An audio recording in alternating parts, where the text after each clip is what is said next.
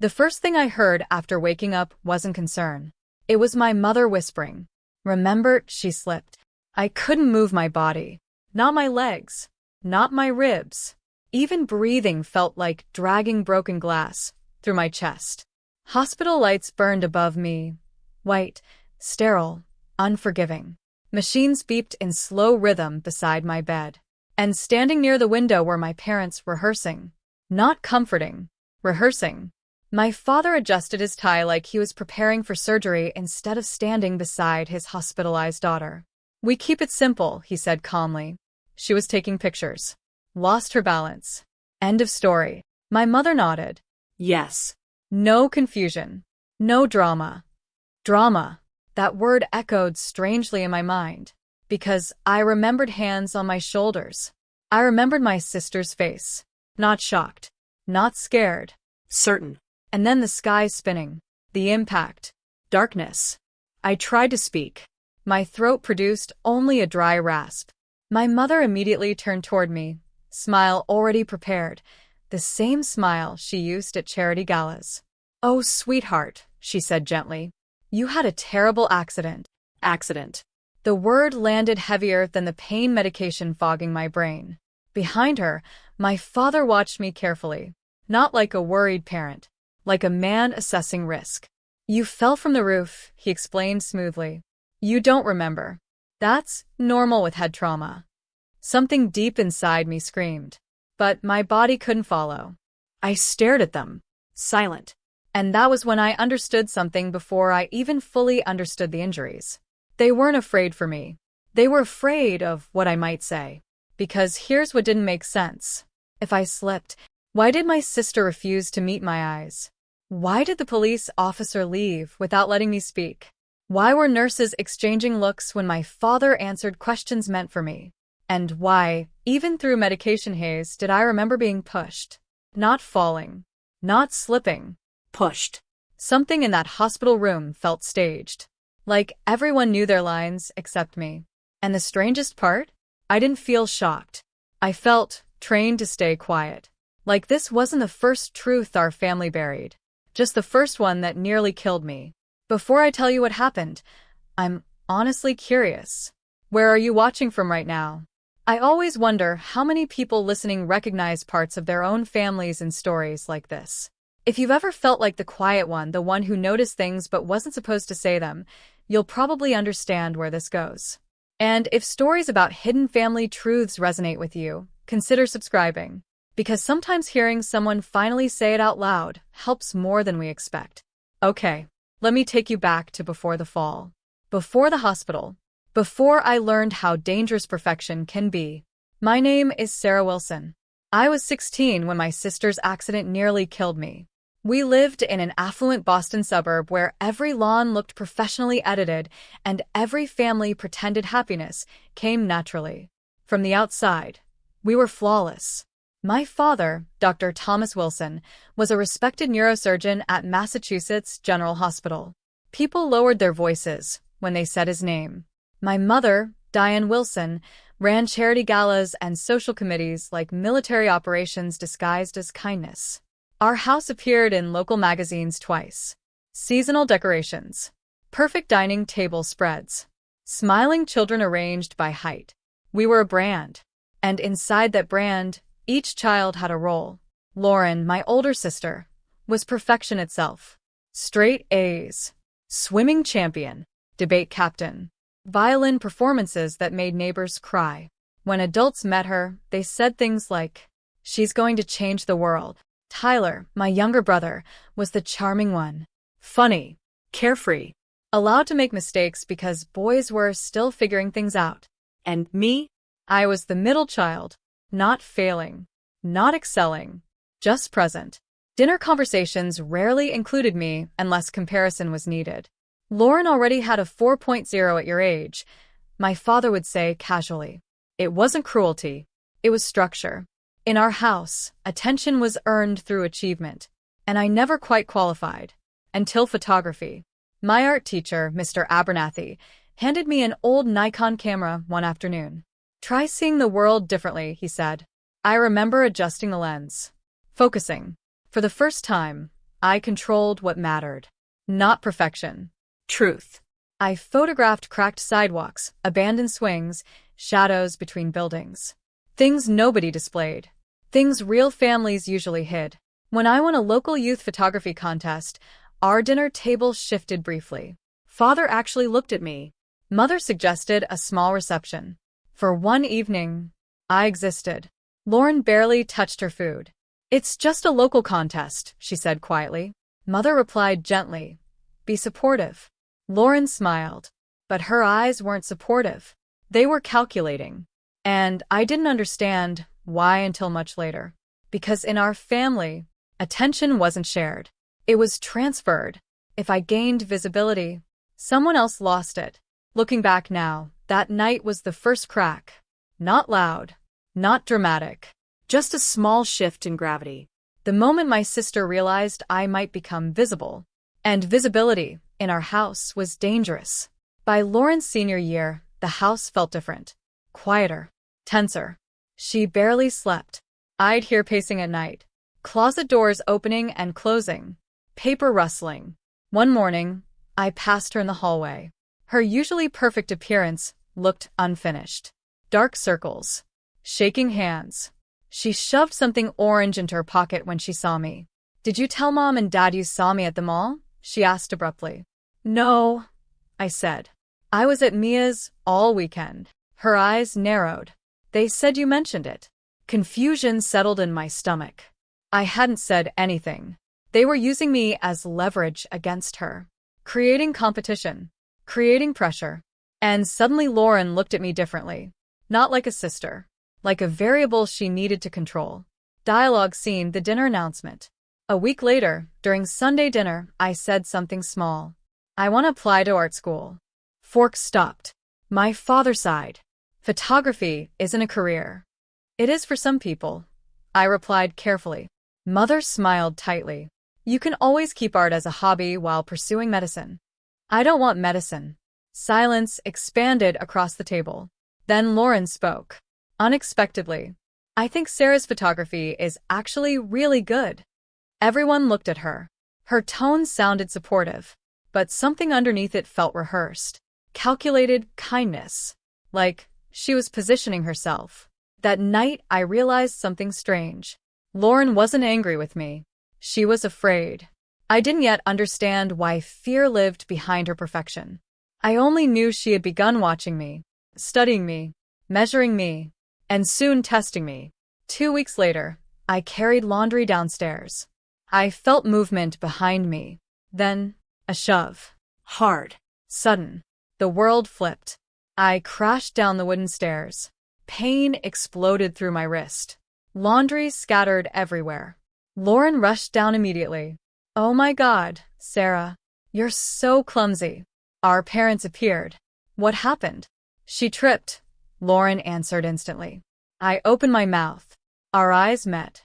Her look froze me. A warning. Cold. Intentional. And for reasons I still don't fully understand. I nodded. I guess I wasn't watching. Why didn't I tell the truth? Because in our family, truth required witnesses. And I already knew whose version would win. The sprained wrist healed. But something else didn't. Lauren began observing me constantly. Quietly. Like she was solving a problem. And then, my photography portfolio was destroyed. Water soaked every print. Memory card gone. Months of work erased. I stormed into her room. Did you do this? She didn't even pretend surprise. You think anyone cares about your pictures? She said calmly. That was my future. She stood. Eyes cold. You're nothing in this family, Sarah. I'm the one who matters. The words didn't sound emotional. They sounded factual to her. And that scared me more than anger ever could. Because I realized this wasn't sibling jealousy. This was desperation. Lauren believed her entire identity depended on remaining perfect. And I had accidentally threatened that. Later that night, she came to my room. Can we talk? We sat on the roof outside my window. Cold October air. City lights in the distance. She apologized. Spoke about pressure. Expectations. Then she showed me the orange prescription bottle. Not prescribed to her. Adderall. I needed to keep up, she admitted. I told her we should tell our parents. Her expression changed instantly. You don't understand, she said. I can't fail. She stepped closer. Closer. My back touched the dormer wall. Her voice became calm. Too calm. Sometimes distractions need to be removed. And then, her hands hit my shoulders. A powerful shove. No hesitation. No accident. Just decision. I remember the sky spinning. Roof tiles scraping my fingers. A neighbor screaming. And Lauren standing above me, watching. Not shocked. Not panicked. Resolved. Then gravity took me. And everything went dark. When I opened my eyes again, I wasn't falling anymore. I was floating. That's the only way I can describe it. Like my body belonged to someone else. Sound arrived first. Distant voices layered over mechanical beeping. Then pain. Sharp. Heavy. Everywhere. I tried to inhale. My lungs refused. A burning pressure forced a weak gasp through an oxygen mask. And immediately I heard my mother's voice. Oh, thank God she's awake. Not relief. Performance. I recognized it instantly, even through medication fog. My father stood at the foot of my hospital bed reading my chart. Not touching me. Not asking if I hurt. Studying data. Like I was one of his patients. She's stable, he said calmly. Exactly what we expected. Expected. The word lingered strangely, because nothing about what happened felt accidental. And somewhere behind the medication haze, I remembered hands. Lauren's hands. Something else felt wrong, too. Nobody asked me what happened. Not once. Doctors spoke to my father. Nurses deferred to him. Visitors were screened before entering. And every time I tried forming words, someone answered for me. It was subtle, professional, controlled, but unmistakable. My story was already written, and I hadn't been consulted. A young nurse leaned closer. Sarah, can you tell me your pain level? I opened my mouth. Before sound came out, my mother answered. She's confused from the concussion. The nurse hesitated. I'd still like to hear from. Father stepped forward gently but firmly. I'm Dr. Wilson. Neurosurgery at Mass General. I'll oversee her neurological recovery. Instant shift. Professional respect replaced curiosity. Oh, of course, the nurse said. I watched her step back. Authority had spoken. Conversation ended. Inside my head, one clear thought surfaced. They don't want me talking. Pain medication blurred time, but not instinct. Something primal told me to stay quiet. Not because I agreed with them, because I understood the rules. The Wilson family didn't solve problems. We erased them. Later that afternoon, a police officer entered. Young. Kind eyes. Notebook ready. Hi, Sarah. I just need a quick statement about the accident. Relief flooded me. Finally. Someone asking me. I gathered breath. Father interrupted smoothly. She was photographing from the roof. Lost balance. The officer nodded while writing. Still polite. Still professional. He turned back to me. Does that sound right? I tried again. My throat burned. Images flashed. Lauren stepping forward. Her calm face. The push. Mother touched my arm gently. Sweetheart, you don't remember yet. The doctors warned us memory confusion is normal. Her smile looked loving. Her eyes begged compliance. Years of conditioning pressed down on me. Don't embarrass the family. Don't create problems.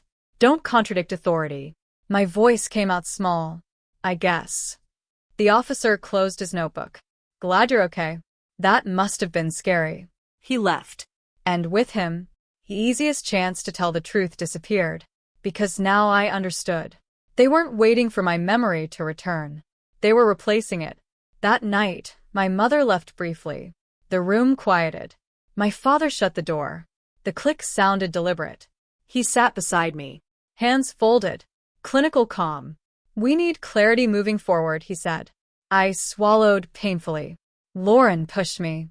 Silence. No shock. No denial. Just calculation. He nodded slowly. As I suspected, the air left my lungs. You knew? Sarah, he said patiently. Your sister is under extraordinary pressure. I stared at him. She tried to kill me. He exhaled like I was being unreasonable. She lost control. You were injured. Those are different things. My heart pounded against broken ribs. You're protecting her. I'm protecting this family. His tone never rose. That made it worse. Yale interviews are next week, he continued. An investigation would destroy her future.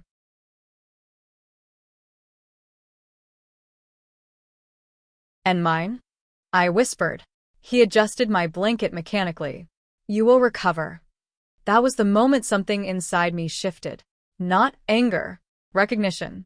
I wasn't the victim in his equation. I was collateral damage. I realized my father wasn't denying reality. He was ranking value.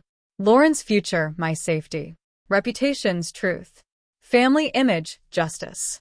And suddenly my hospital room felt less like recovery and more like containment. The next morning my mother arrived carrying flowers. Perfect arrangement. Instagram-ready sympathy. She kissed my forehead. We've been thinking about your future. Future. Not present. Not injuries. Future management. She sat carefully. We found a wonderful art therapy program. You can combine creativity with medicine. I don't want medicine. Her smile tightened. You're young.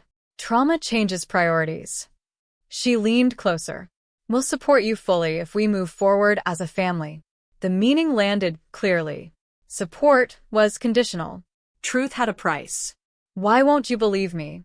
I asked. Her voice softened. We believe you feel upset. That's not the same thing.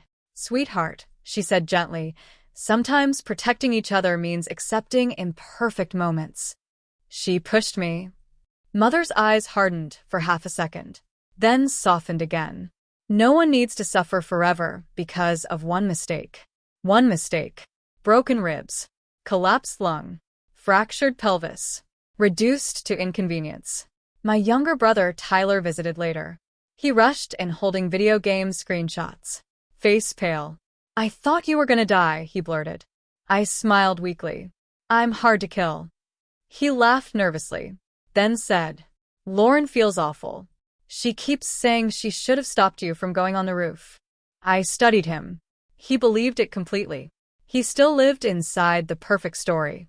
And I realized telling him the truth right then wouldn't protect him. It would destroy him. So I nodded. Yeah, accidents happen. The lie tasted like metal. A resident doctor entered later reviewing scans. He paused at the light board, brows furrowed. These impact angles are unusual. Before he finished, another doctor entered. My father's colleague, Dr. Brennan. He placed a hand on the resident's shoulder. High falls create variable trauma patterns. The resident nodded immediately. Conversation ended. But I saw it. The hesitation. The doubt. Someone had noticed. And been silenced. Just like me. That was when hope first appeared. Tiny. Dangerous. Because if the injuries didn't match the story, then truth still existed somewhere. Recorded. Measurable. Waiting. 2 days later, Mia slipped into my room while my parents were gone. Her presence changed the air instantly. Real warmth. Real concern. They tried to stop me visiting, she said quietly. Of course they did. She pulled something from her backpack. My camera. I stared at it. I found it in the bushes outside your house, she said. You weren't taking photos when you fell.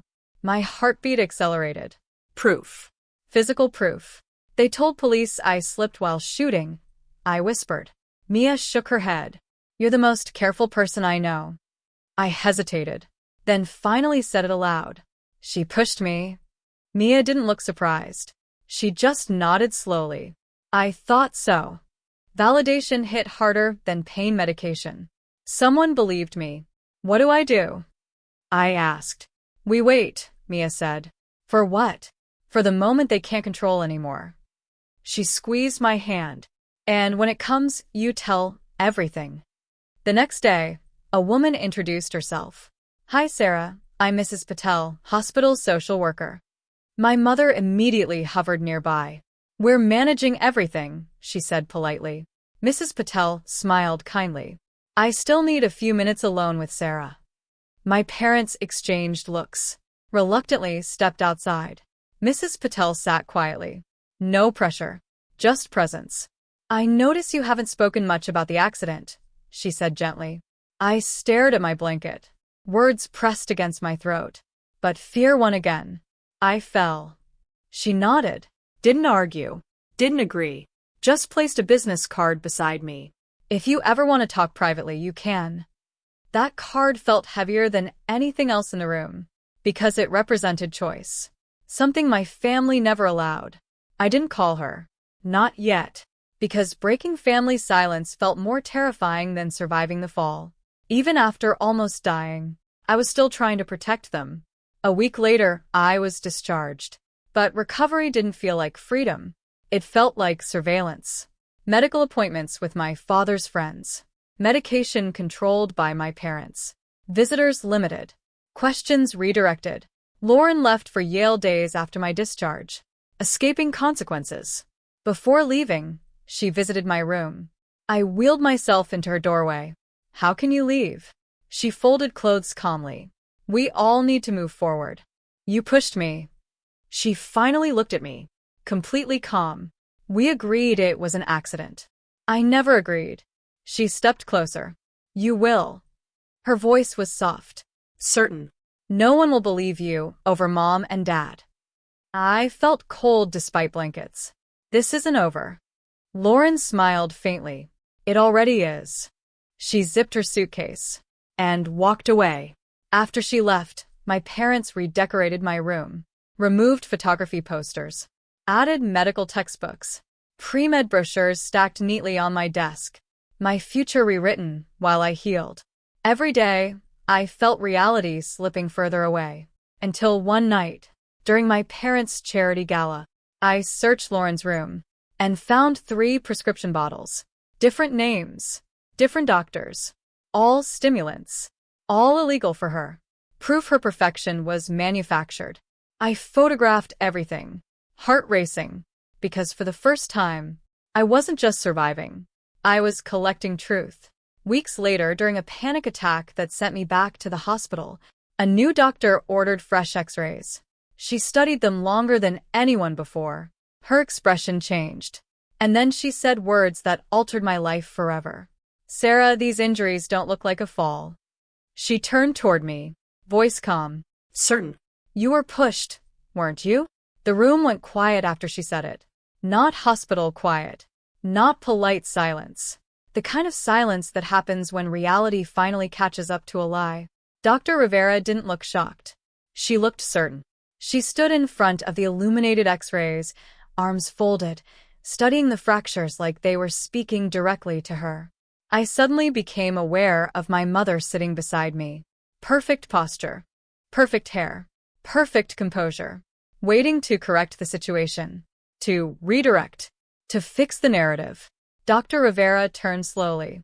Sarah, she said gently, I want you to answer honestly. No one else needs to speak for you right now. My mother immediately smiled. She's been confused since. Dr. Rivera raised a hand politely. I'm asking Sarah. The interruption landed like thunder. No one interrupted my mother. Ever. My heart began pounding. Because for the first time since the fall, someone was giving me permission to exist inside my own story. I realized something terrifying. If I told the truth now, everything would change. My family, my future, my parents' reputation, Lauren's life, and maybe mine too. But another thought pushed forward louder. If I stayed silent, nothing would ever change. Dr. Rivera asked my mother to step outside. The door closed, and suddenly the air felt different. Real. She turned the x-ray film toward me. These fractures, she explained calmly, pointing, show lateral force, not vertical impact. I blinked. I don't understand. If you slipped, she said, your injuries would be distributed differently. These patterns suggest momentum was applied to your upper body before the fall. Her voice softened. In simple terms, someone pushed you. My throat tightened. Tears filled my eyes before I realized I was crying. Months. Months of being told I imagined it. Months of doubting my own memory. And now black and white images confirmed what my body already knew. I told them. I whispered. No one listened. Dr. Rivera nodded slowly. That happens more often than people realize. I hesitated. If I tell you the truth, what happens? She didn't rush her answer. Then we protect you. Not judge. Not question. Protect. The word felt foreign. Safe. Dangerous. I took a breath that hurt my ribs. My sister pushed me. Saying it aloud felt like stepping off another cliff. But this time, I didn't fall alone. As I spoke, memories aligned differently. Lauren destroying my portfolio. The shove on the stairs. The pills. The pressure. My parents' immediate control of the story. The police statement. The restricted visitors. The medication schedules. It wasn't panic after an accident. It was coordination after a crime. And suddenly, the most painful realization surfaced. They had chosen her immediately, before even asking if I was okay. Before hearing my version. The decision had already been made. Dr. Rivera took careful notes. She didn't react emotionally. She asked precise questions. Has anyone prevented you from speaking privately before? Yes. Were medical decisions made without your consent? Yes. Do you feel safe returning home? The answer came instantly. No. Saying it terrified me, but also relieved me. Because admitting danger meant I no longer had to pretend safety existed. Dr. Rivera inhaled slowly. I need to explain what happens next. Her tone shifted from doctor to protector. As a mandatory reporter, I am legally required to file a report for suspected assault and medical interference. My stomach dropped. Police. Investigation. Exposure. Everything my parents feared. Everything I'd been trained to avoid. You won't be going home today, she added gently. And, strangely, I felt safer than I had in months. When my parents re-entered the room, my father immediately sensed the change. Doctors recognized professional tension. His eyes moved from Dr. Rivera to the X-rays still displayed. To me. He knew. Is there a problem? He asked calmly. Dr. Rivera didn't hesitate. Yes. There are significant inconsistencies between Sarah's injuries and the accident report. Mother laughed softly. Oh, surely there's confusion. Dr. Brennan already. I've notified hospital administration. Dr. Rivera continued evenly. And I've contacted authorities. The temperature in the room dropped. My father's expression hardened. You're making a serious accusation. I'm following medical law. He stepped closer. I personally supervised my daughter's treatment. And that, she replied calmly, is part of the concern. Silence. Heavy. Explosive.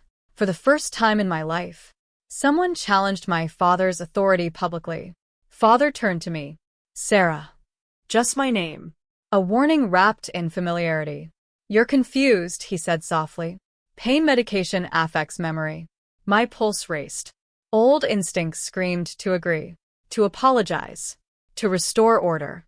Instead, I heard my own voice say, I told her the truth. Mother's face went pale. Father stared at me like he no longer recognized me. You have no idea what you're doing. And for the first time, I believed I did. A knock sounded. Hospital security entered. Behind them stood a detective and a family services representative. Reality moved fast after that. Questions directed at my parents. Requests for statements. Phone calls being made. Lauren being contacted at Yale. My mother began crying instantly. Not quiet crying. Public crying. The kind designed for witnesses. This is a misunderstanding, she insisted. My father remained composed. Our attorney will handle this. As they were escorted outside, he paused beside my bed. Voice low. Controlled. Once this begins, it cannot be undone. I met his eyes. For once, I didn't look away. It already happened, I said. I felt something unfamiliar. Lightness.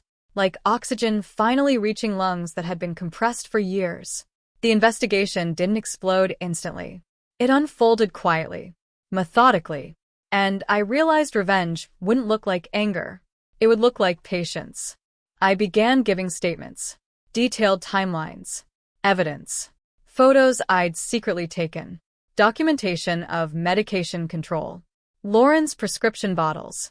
Every small truth became a piece of structure replacing the lies. Mrs. Patel returned, no longer just a social worker. Now an advocate. You're doing exactly what survivors rarely get to do, she told me. What's that? Being believed early enough to protect yourself. I never wanted to destroy my family, I admitted. She nodded. You didn't. Their choices did. I sat, quietly absorbing that. Because all my life I believed harmony depended on my silence. 3 days later, Lauren arrived from Yale, escorted into a private hospital room for questioning. I saw her only briefly through the hallway glass. Perfect posture, perfect clothes, still performing control. But something had changed. They allowed a supervised conversation. Lauren entered. We stared at each other, neither speaking at first. You told them, she finally said. Angry. Disappointed. Yes. She shook her head slightly. You ruined everything. I felt an unexpected calm. No, I said. You did. Her composure cracked briefly. You don't understand what was at stake. My life, I replied quietly, was at stake. Silence stretched between us. Then she whispered something that changed everything. You should have stayed quiet. That was the real betrayal, not the push. The certainty of my silence. Over the next 48 hours, investigators compared statements, medical evidence, witness timelines, hospital records. My father's professional influence began collapsing under scrutiny. Doctors who previously deferred now documented inconsistencies. And Lauren, isolated from parental control during questioning, started changing her story. First hesitation, then contradiction, then partial admission. The system my parents trusted, reputation, and authority no longer protected them. Facts did. I understood something powerful then. I didn't need revenge.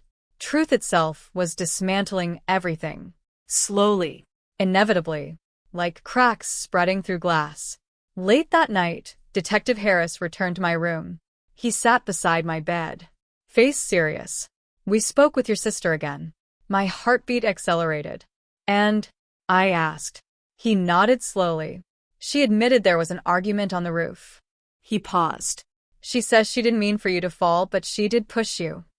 The words echoed through me. Official. Recorded. Irreversible. Then he added quietly. This investigation is now a criminal case. The strange thing about hearing your sister confess wasn't relief. It was quiet. No dramatic music moment. No emotional explosion. Just silence settling over me like snow. Detective Harris closed his notebook. She admitted pushing you, he repeated gently. My hands rested on the hospital blanket, unmoving. For months, I imagined this moment would feel victorious. Instead, I felt tired, because truth didn't undo broken bones. It didn't erase months of being told I was confused. And it definitely didn't prepare me for what happened next. Because once Lauren confessed, my parents stopped pretending. They stopped comforting, stopped negotiating, stopped acting like this was temporary, and began treating me like the enemy. The next morning my father arrived alone. No flowers. No rehearsed sympathy. He closed the hospital door carefully, then sat across from me like we were in a business meeting. I hope you understand the consequences of your actions, he said. Not her actions. Mine. I studied him quietly. You mean telling the truth? His jaw tightened. You've turned a family matter into a legal spectacle. She pushed me off a roof. His voice remained calm. Lauren is 18. One mistake should not destroy her life. I felt something inside me settle permanently. You already decided whose life mattered more. Silence stretched. He didn't deny it. Dialogue expansion. You could still fix this, he said finally. How? Clarify that emotions exaggerated the situation. Say you lost balance during the argument. There it was. The final offer. Return to silence. Restore family image. Erase reality again. I shook my head slowly. No. His eyes hardened. Then you are choosing separation from this family. The words landed heavily. but strangely, they didn't hurt as much as I expected. For years I thought abandonment meant being unloved. Now I understood something different. Sometimes abandonment happens while people still stand beside you. Within days, everything accelerated. Hospital Ethics Board opened an inquiry. My father's colleagues were questioned. Medical records re-examined. And suddenly people who once deferred to him began speaking carefully. Professionally. Distance replacing loyalty. Mrs. Patel explained it gently. When authority protects harm, institutions eventually protect themselves. Translation. The hospital wasn't defending me. It was defending liability. But honestly, I didn't care why truth surfaced. Only that it finally was.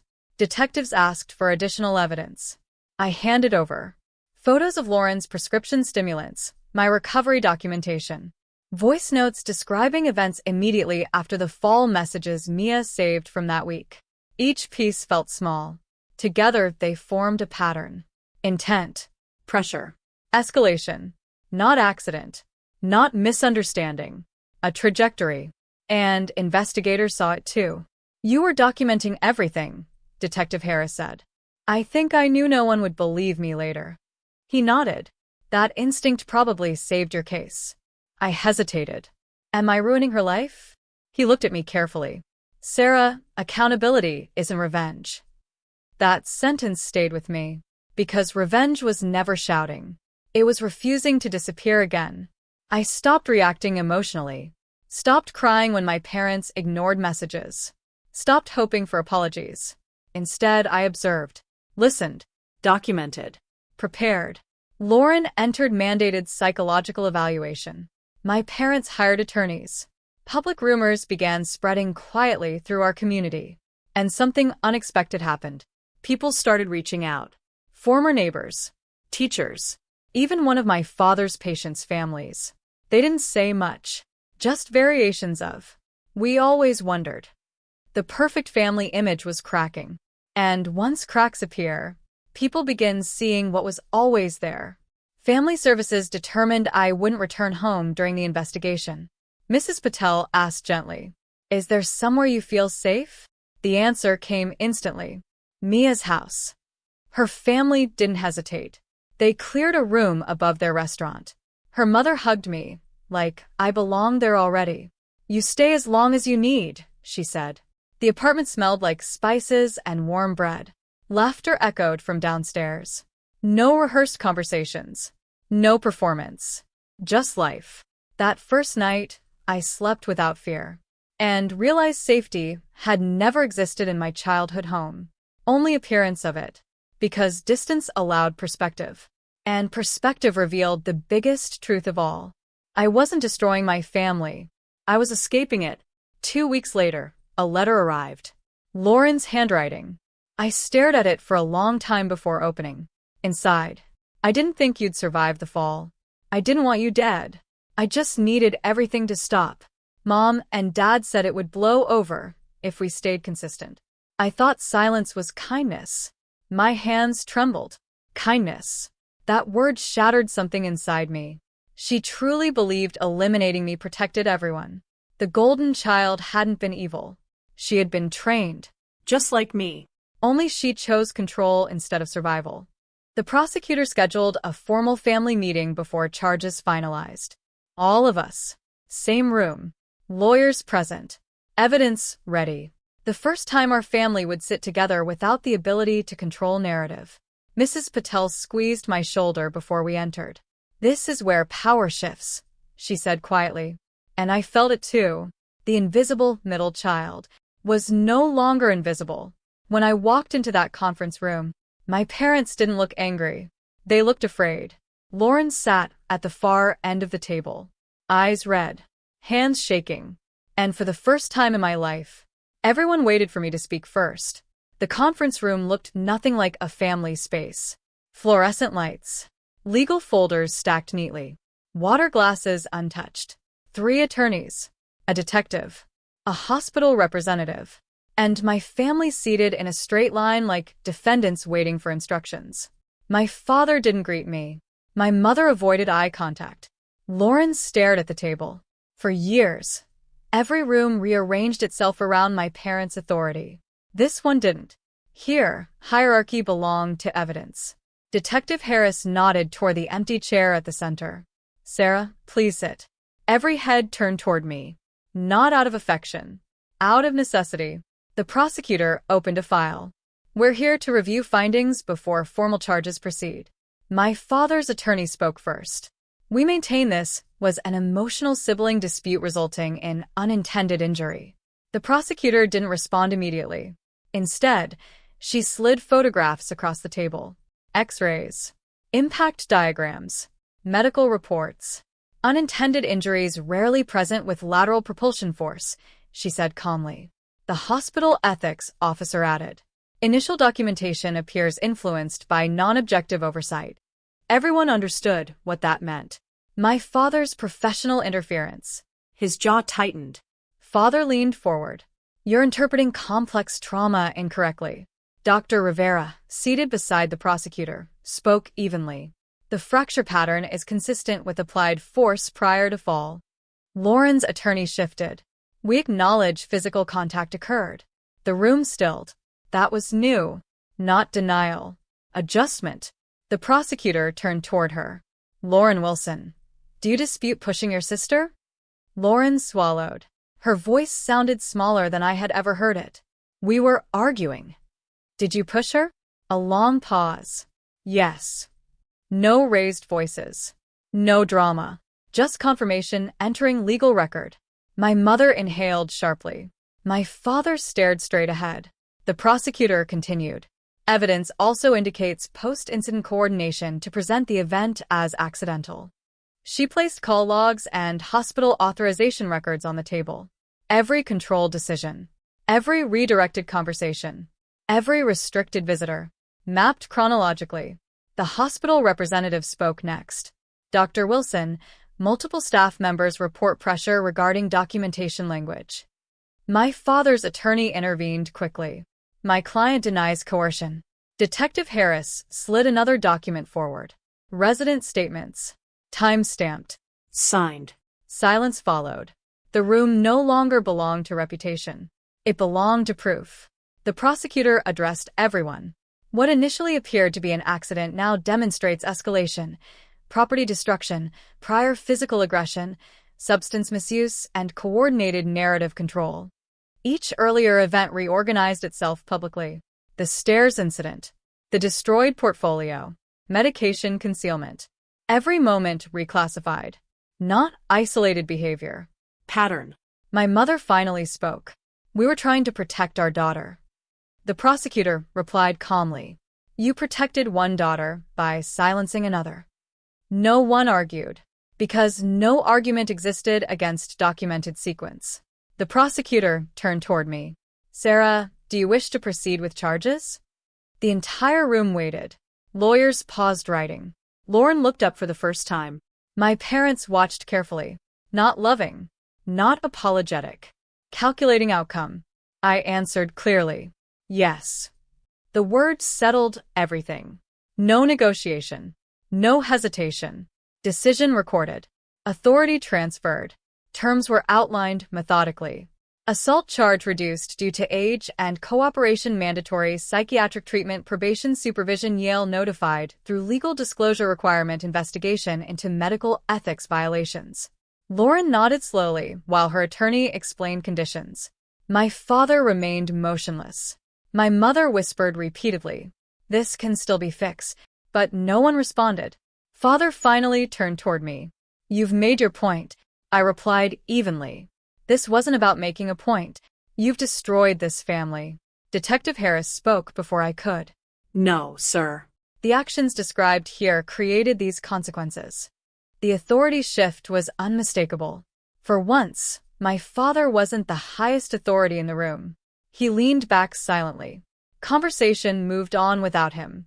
Within days, news spread quietly through professional and social circles. Hospital review boards opened formal inquiry. Charity boards requested my mother's resignation. Yale rescinded Lauren's enrollment pending legal outcome. Phone calls stopped coming to my parent house. Invitations disappeared. Neighbors who once admired perfection avoided eye contact. The narrative reversed publicly. Not a tragic accident. A concealed assault. Reputation dissolved faster than it had been built.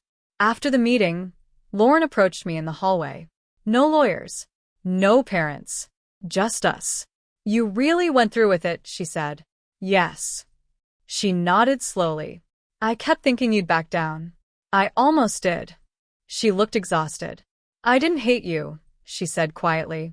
I just couldn't lose everything. You didn't lose everything, I answered. You chose what mattered most to you. She didn't argue. Because she understood. Security escorted her toward another office. That was the last time we spoke before sentencing. 3 months later, sentencing occurred in open court. Observers filled benches. Former colleagues. Community members. Reporters quietly present. The judge summarized findings. Deliberate push, sustained injuries, coordinated concealment, abuse of professional authority. Lauren received probation, mandatory treatment, and court supervision. My parents avoided criminal charges through cooperation agreements, but faced professional disciplinary review. The judge's final statement echoed through the courtroom. Family status does not place individuals above accountability. Gavel struck. Case closed. Outside the courthouse, reporters waited. Microphones extended. Questions directed at me. I answered simply. I told the truth. Nothing more. No accusations. No speeches. Just fact. And that restraint carried more weight than anger ever could. That evening, back at Mia's apartment, my phone buzzed. An email notification appeared. Subject line. Rhode Island School of Design. Admission decision. I opened it. Read once. Then again. Accepted. Full scholarship support through advocacy program recommendation. The future my parents removed, returned without their permission. The X-rays had spoken for me when words failed. Now, my camera spoke for others facing similar silencing.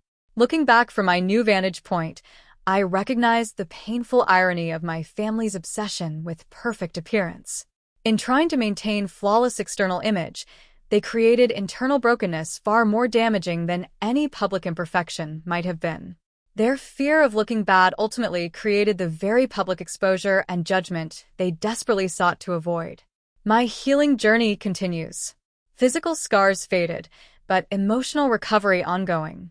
Some days still bring flashbacks of falling, momentary doubts about reality, when memories conflict with years of programmed family narrative. But these moments no longer define my future or determine my worth. The truth remains simple yet profound. Silence protects the wrong people. Speaking truth, however painful, creates the only path to genuine healing. The X-rays revealed not just my broken bones, but my unbreakable spirit. Evidence that reality eventually surfaces despite efforts to contain it behind perfect family portraits and practice smiles. Today, my camera lens focuses on both shadow and light, capturing complete human experience rather than carefully curated highlights. My most powerful images embrace imperfection, finding beauty in authentic reality rather than constructed perfection. In this approach, I've discovered not just artistic vision but life philosophy. Genuine connection requires vulnerability, and true strength emerges not from appearing flawless, but from surviving brokenness. The family I've created through chosen relationships provides what my biological family couldn't. Acceptance without performance requirements, love without conditional approval, and truth without image management. These connections built on authentic foundation rather than appearance offer stability my perfectly looking family never achieved. Have you ever had to choose between painful truth and comfortable lies? Between family loyalty and personal safety? I'd love to hear your thoughts in the comments. If my story resonated with you, please like and subscribe to support others sharing their experiences. Remember, your story deserves to be heard and believed, even when others try to silence it. Thank you for witnessing mine. Together we can create communities where truth speaks louder than appearances and healing becomes possible through shared understanding.